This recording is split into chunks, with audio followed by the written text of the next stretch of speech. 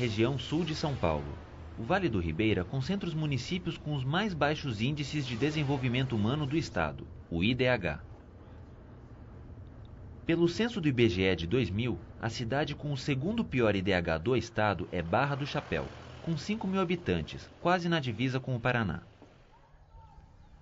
Nos censos de 1991 e 2000, estava entre as cidades paulistas com menor porcentagem de crianças no ensino fundamental, na época, oferecido pela Secretaria Estadual da Educação.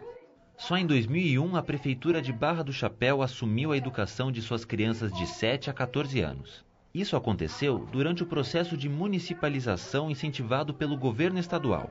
No início ficou um pouco difícil, porque a gente não tinha assim, um ambiente, vamos dizer, salas de aula. A municipalização para nós foi muito boa, né? Eu acho que a gente teve um avanço muito grande, né? O primeiro impacto, né, a gente ficou assim meio assim, mas eu acho que funcionou muito bem. Barra do Chapéu é um exemplo dos benefícios da política pública de municipalização do ensino. Em apenas 4 anos, a principal escola municipal da cidade conseguiu ficar em primeiro lugar no Índice de Desenvolvimento da Educação Básica, o IDEB de 2005. Teve a melhor quarta série entre as escolas municipais do país. A professora usou na salada de fruta abacaxi. Hoje, a escola Leonor Mendes de Barros está num prédio novo, bem equipado. Tem até uma lousa digital. A tela do monitor, ela é projetada aqui, então você não precisa usar o mouse. Entendi. Essas mudanças só foram possíveis depois da implantação do Fundef, o Fundo de Manutenção e Desenvolvimento do Ensino Fundamental e de Valorização do Magistério. Como vimos na aula passada, o Fundef foi uma política pública do governo e conseguiu colocar quase todas as crianças de 7 a 14 anos na escola, no final da década de 1990. Ou seja, o Fundef foi o motor da universalização do ensino fundamental e vigorou durante 10 anos, até 2006. Para substituir o antigo fundo, o Congresso Nacional aprovou a Lei do Fundeb, o Fundo de Manutenção e Desenvolvimento da Educação Básica e de Valorização dos Profissionais da Educação, que deve vigorar até 2020. Diferentemente do Fundef, o Fundeb inclui, além do ensino fundamental, toda a educação básica. Mas de onde virão os recursos? A investigação sobre os reflexos dessa mudança na política pública do governo nos levou a Brasília. Aqui, no Ministério da Educação, trabalha o coordenador de operacionalização do Fundeb. Ele participou do processo de transformação do Fundef em Fundeb. Ampliou-se a cesta de impostos e transferências sobre a qual incidia o percentual de 15% para alimentar o Fundef, que vigorou até 2006. Para o Fundeb, esse universo de fontes foi ampliado de 5 para 8, e o percentual passou de 15% para 20% que será alcançado no ano de 2009. Aí sim teremos o Fundeb pleno.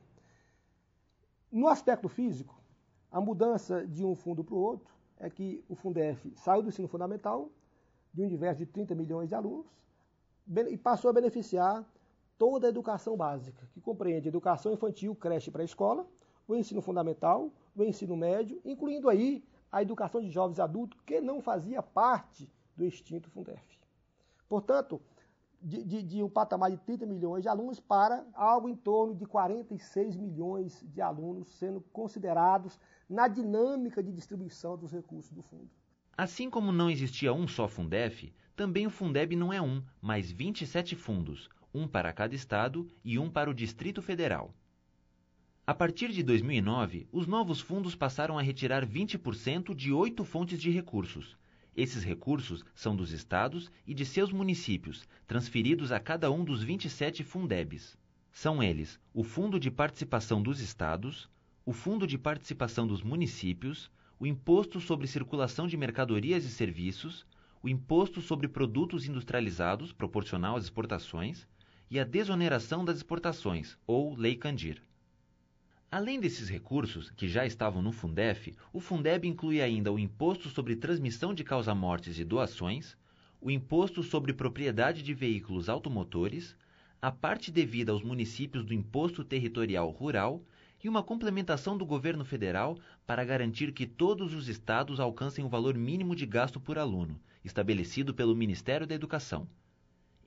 Em 2008, o número era de R$ 1.132,34. Nós temos na prática 27 fundos. É bom que se diga que o fundo ele é contábil. Não existe uma instituição Fundeb, como muitos até imaginam. tá certo? Ou mesmo uma unidade orçamentária nos moldes tradicionais para gerir, para administrar os recursos do fundo. Esses recursos são contabilizados na esfera estadual e municipal. E essa contabilização dos recursos se dá no próprio órgão de educação do respectivo estado ou município. Não há, portanto, necessidade legal de se criar uma instituição administrativa, uma unidade administrativa ou mesmo orçamentária para gerir os recursos. Eles já deverão estar, por força da própria LDB, à disposição dos responsáveis pelos órgãos de educação, para aplicação na educação básica, que é de competência de cada ente governamental. Pela Constituição Federal, o município tem que oferecer o ensino público no segmento do ensino fundamental e infantil.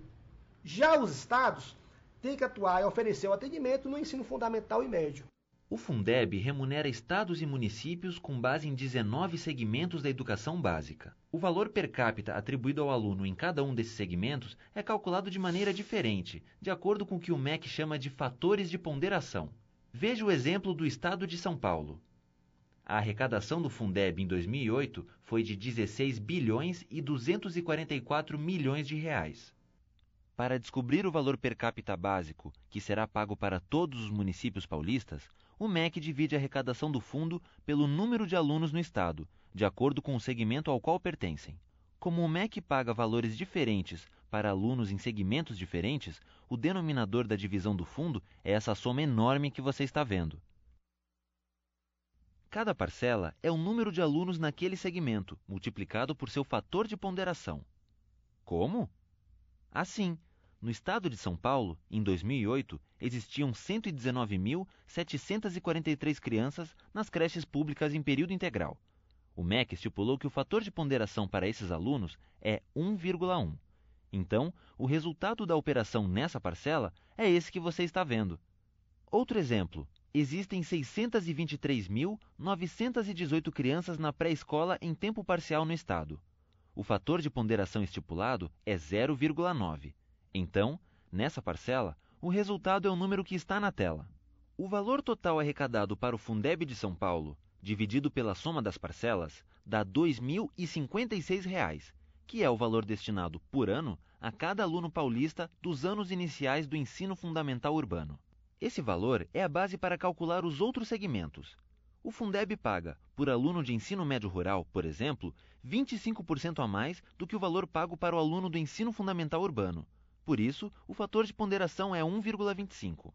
Nesse caso, em São Paulo, o valor do aluno do ensino médio rural por ano é R$ 2.570.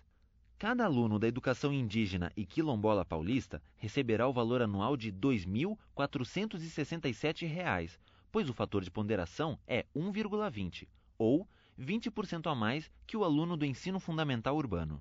Vamos voltar ao exemplo de Barra do Chapéu. Em 2008, a cidade transferiu para o Fundeb R$ 1.021.000, resultado da aplicação da lei do Fundeb sobre o seu fundo de participação de municípios, sua cota parte do ICMS, do IPVA e assim por diante. Transferiu isso, mas recebeu mais, quase R$ 1.400.000. Como assim?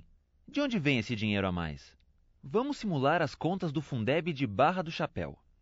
As escolas municipais da cidade têm 673 alunos. 25 deles frequentam a creche.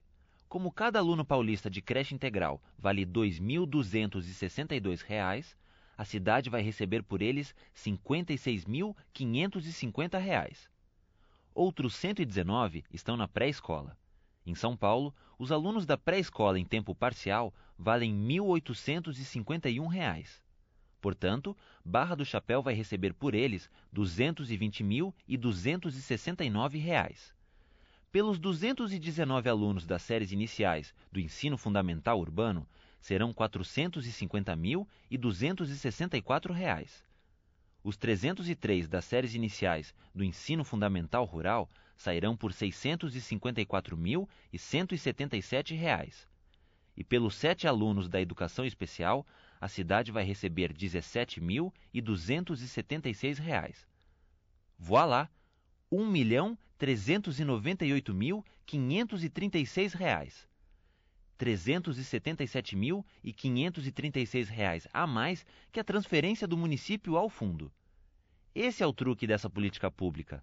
Vale a pena para o prefeito ir buscar as crianças que estão fora da escola, pois a cidade ganha mais dinheiro com isso. Um documento da nossa... Jadir Teixeira, secretário de Educação de Barra do Chapéu em 2008, nos mostrou como usou o dinheiro do Fundeb que entrou nos cofres da cidade. Esse documento ele mostra receita de despesas e ensino, publicado já no jornal.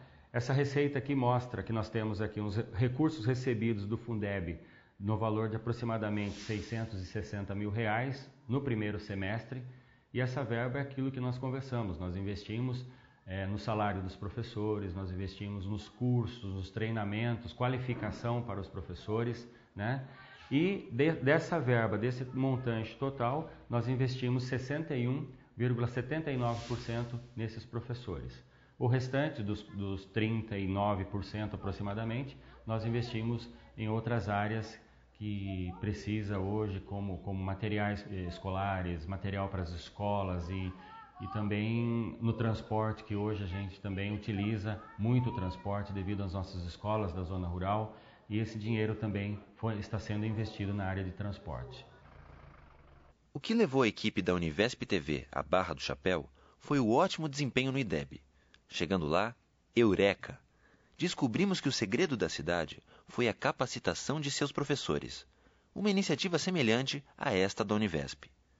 Dos 35 educadores da escola Leonor Mendes de Barros, 23 fizeram o curso Pedagogia Cidadã, que a Universidade Estadual Paulista Júlio de Mesquita Filho, a Unesp, ofereceu a professores em serviço no estado de São Paulo a partir de outubro de 2002.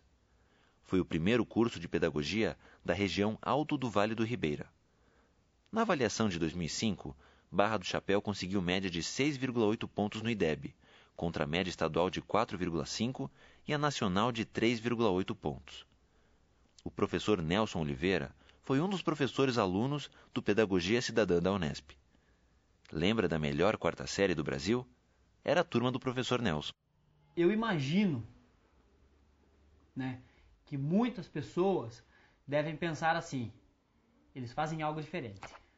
Né? Ah, eles têm alguma coisa que nós não temos. Né? E eu não vejo dessa forma. O que eu vejo, né, é o que está aqui, que é o contato pessoal, né? O recurso humano que nós temos. Né? É claro, né, nós temos alguns recursos, né, digitais, temos alguns recursos, né, didáticos, né, mas que isso somente não é necessário.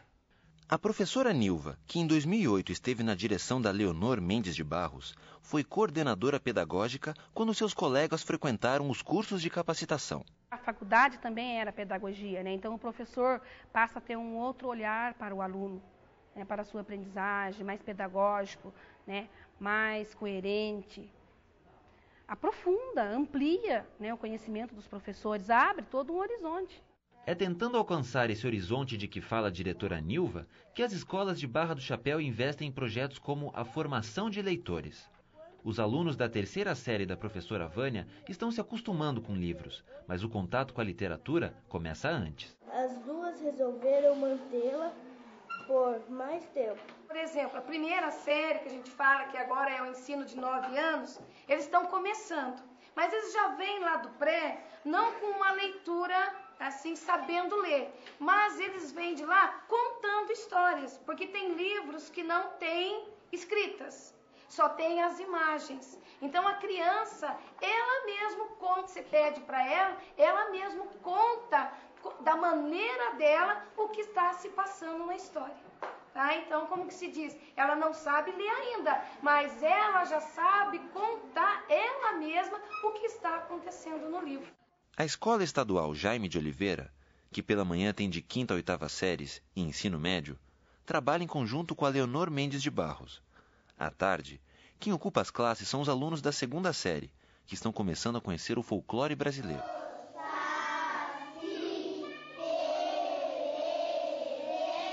A concorrência se organizou e, em 2007, a 4ª série de Barra do Chapéu, que teve nota ainda maior do que em 2005, está entre as 12 melhores do país.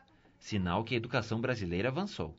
O Fundeb por si só, assim como o Fundeb, como o Fundef, que já se extinguiu a sua vigência, ele não vai solucionar os problemas da educação. O Fundeb não é uma medida milagrosa.